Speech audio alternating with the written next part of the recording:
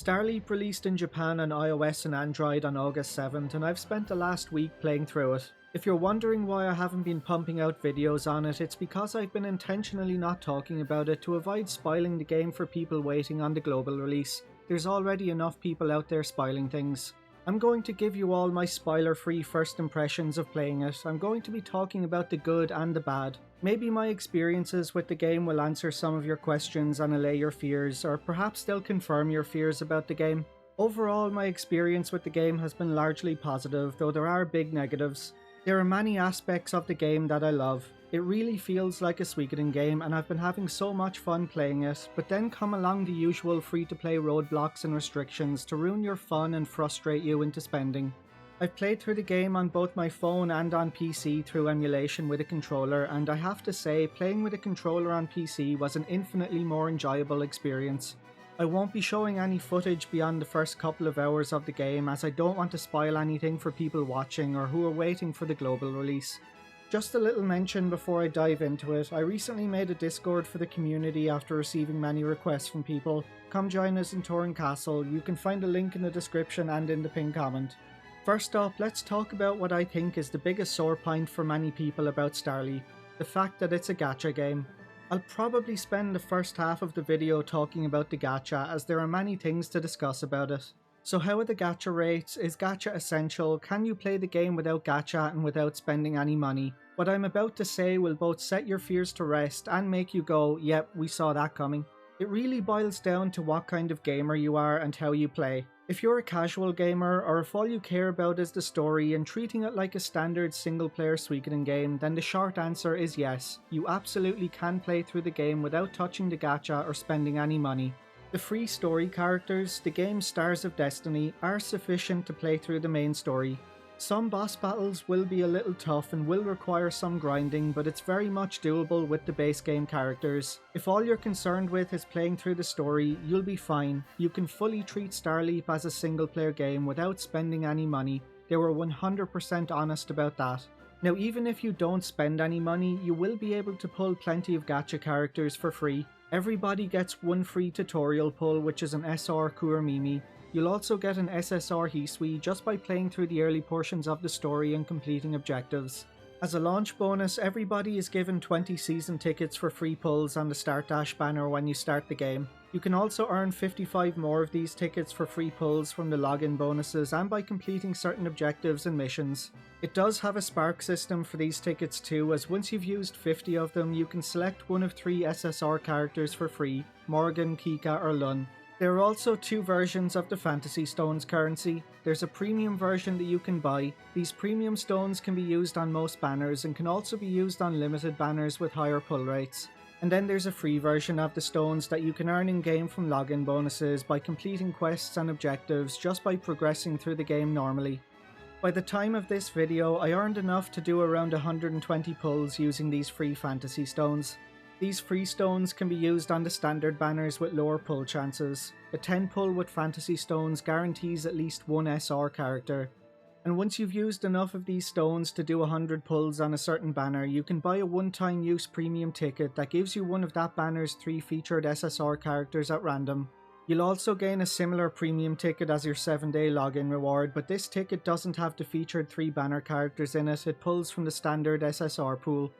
Just by playing through the game casually, I was able to do just under 200 free pulls in the first week between the season tickets and free fantasy stones.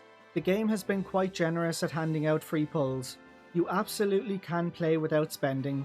Now, you may want to save those free fantasy stones you get for a later banner, as the rate at which you earn free stones does slow down once you've started running out of objectives to complete. That's the good about the gacha. Now for the bad. Dupes. You will get many dupes, mostly the terrible or rarity characters you'll probably never want to use because most of them suck. Fortunately, you can use those dupes to upgrade that character and make them more powerful.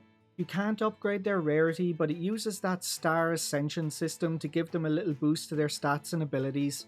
I don't know if my terminology is right there, but you know what I mean. Once you've maxed out the character's upgrades using dupes, any future dupes you get can be turned into charms you can equip to give your party little stat bonuses. While the Spark system for the season tickets, as I mentioned previously, is generous at 50 pulls, the Spark system for Fantasy Stones is criminal at 200 pulls. A 10 pull costs 1,500 stones, which is 3,000 yen. That's around €16 or $19. The pricing may be a little different in global. Based on those prices, if you didn't get the character you wanted, you'd be looking at spending around $400 to get a specific character through the Spark system, and you'd need to spend around $2,400 to ascend that character to its maximum rank using dupes from the Spark system. As terrifying as that sounds, fortunately there are features to allow you to farm upgrade shards for a character once you upgrade your headquarters. One method is AFK farming, but it's an incredibly slow process that gets you one shard every 12 hours. Another method is by converting excess dupes from other characters into universal shards. The third method is through the tier 10 hunting missions, though these require stamina per attempt, so you have limited attempts per day. I'll talk more about the stamina later. You need 175 of these shards per upgrade, and as I mentioned, the AFK method of farming them gets you only one every 12 hours. Using this method, it takes 87.5 days, that's 3 months, to get enough shards for one character to ascend them or limit break them. Each character can be ascended 6 or 7 times, and you can only have a limited number of characters farming these shards at a time. You do the math, it's possible, but good luck. If you're worried about ascending base game characters, don't worry, theirs is done through an entirely separate system once you gain access to the Tablet of Stars. Theirs is done by leveling them up, increasing your bond with them, upgrading their weapons, and so on. The Spark system also doesn't carry over from one banner to another, so you will feel pressure to spend as the banner is coming to an end so you don't waste anything you have spent already. Currently there's a 5% chance of pulling an SSR character, which from what I'm told is more generous than most gacha games. However, being slightly more generous than predatory is still predatory. Gacha players have become so accustomed to being bent over and taken for a ride that an extra percent makes them think they're not being ripped off, when in reality they very much are. At launch there were 25 characters in the SSR tier, which worked out at around a 0.18% chance per character with rounding, so good luck getting the exact character you want. From the nearly 200 free pulls I done on the Japanese server, I got 7 SSRs. Had I spent money doing those pulls, I'd be incredibly salty and angry with the little value I got from them. On the flip side, I've seen people get 4 SSRs in a 10 pull. Luck is a big factor, but that's gambling for you, and that's exactly what gacha is, gambling. Now for the rest of the bad in regards to the gacha. Not even a week after the game release, they introduced another banner with SSR versions of 3 more characters. You're not being given a moment to breathe. And with these 3 characters also being added to the standard banner, the rates for each individual SSR has dropped from 0.187% to 0.16%. There is a PvP mode which you can face off in war battles against other players. You can earn nightmare coins from playing this mode, but the coins and rewards appear to be seasonal and reset monthly. There are exclusive rewards including an SSR character that I won't discuss. The gacha whales will dominate this mode without question, but if you play it a lot, and I mean a lot, you should be able to get the character. You also can't save your free season tickets for a future banner as they're season specific tickets, so it's a case of use them or lose them.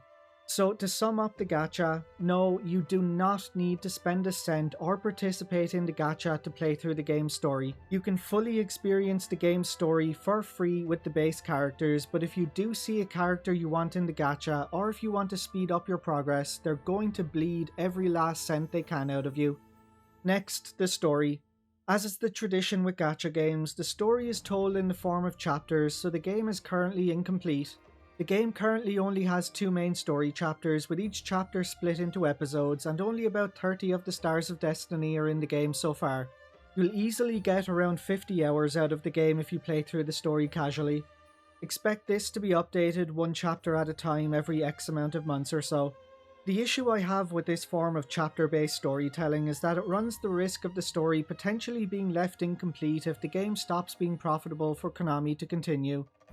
As I said earlier, I won't get into the specifics of the story to avoid spoiling it, as I know many people are waiting for the global release, but the story centres around the Rune of Change, the rune once borne by the leader of the Sindar.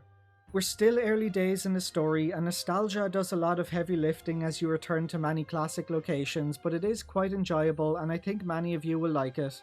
If all you want out of Starleap is to play through the story, you'll get an enjoyable 50 hours of fun by casually playing your way through the story. And aside from the story, the game also has plenty of other things to do.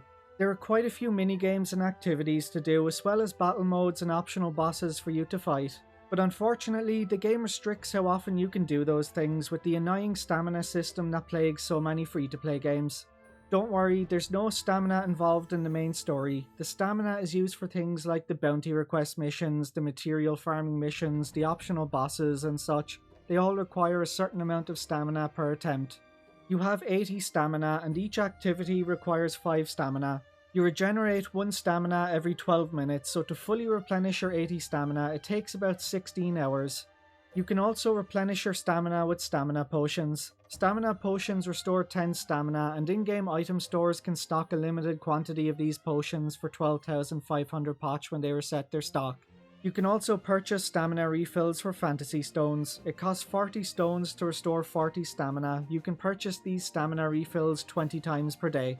Minigames also have their own separate shared stamina pool of 4, which regenerate at a rate of 1 every 6 hours, so you're even restricted in how often you can play them per day. I guess you can do practice runs of the minigames for the love of it, but you gain no benefit from doing so unless you genuinely love playing that minigame. As much as I hate stamina systems, and believe me, I was ready to go on a big rant about it here, I realised I'm kind of okay with it in Starleap. I don't like it, but I accept it. The reason for my partial change of heart is that over the last week, hell, over the course of the first 2 days, I saw people posting in Discord servers and on Twitter showing themselves blasting through the game at a lightning speed to rush to the endgame content. How can anyone enjoy the game if they're not experiencing the game? It's a marathon, not a sprint. Take your time, take it in, explore, enjoy the scenery, enjoy the story and the characters. You don't have to reach the finish line before everyone else. But that's the modern gamer mentality.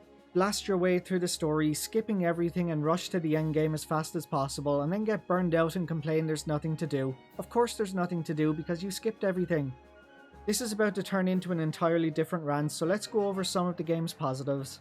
The sprites and pixel art are beautiful. It feels like classic Suikoden again. Many of us always felt that Suikoden lost some of its charm when it transitioned from 2D to 3D, but Starleap is a return to that nostalgic feel. The soundtrack is incredible. The game features plenty of new tracks as well as arrangements from past mainline games. It's everything you love about Suikoden and it's a real nostalgia trip. I cannot praise the soundtrack enough. The game is very casual friendly and there's many quality of life features. For example, when you accept a side quest, you can open up the quest menu and directly teleport to the location required for that quest, and you can do the same when the quest is finished to hand it back in. It's a real time saver and casual players will love this feature. The battle system is excellent. It's different from what we're used to and it's a lot more strategic than past Suikoden titles. Every character and enemy has a weapon type and element type. Each character and enemy is weak and resistant to certain attacks and elements. This system requires you to think battles through or they can cause you problems, and that's especially true for boss fights. It encourages you to play with every character and put thought into your party composition instead of sticking to one party for the entire game.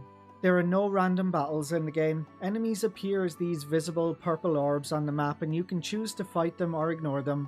If you strike them on the map, your party will auto-perform a preemptive strike at the beginning of the battle and do a decent chunk of damage. If all you want to do is run from point A to B, it's quite a time saver to be able to avoid battles if you don't want to fight them. And speaking of running from point A to point B, there's an auto-run feature which when you enable, auto-runs you to your next story objective.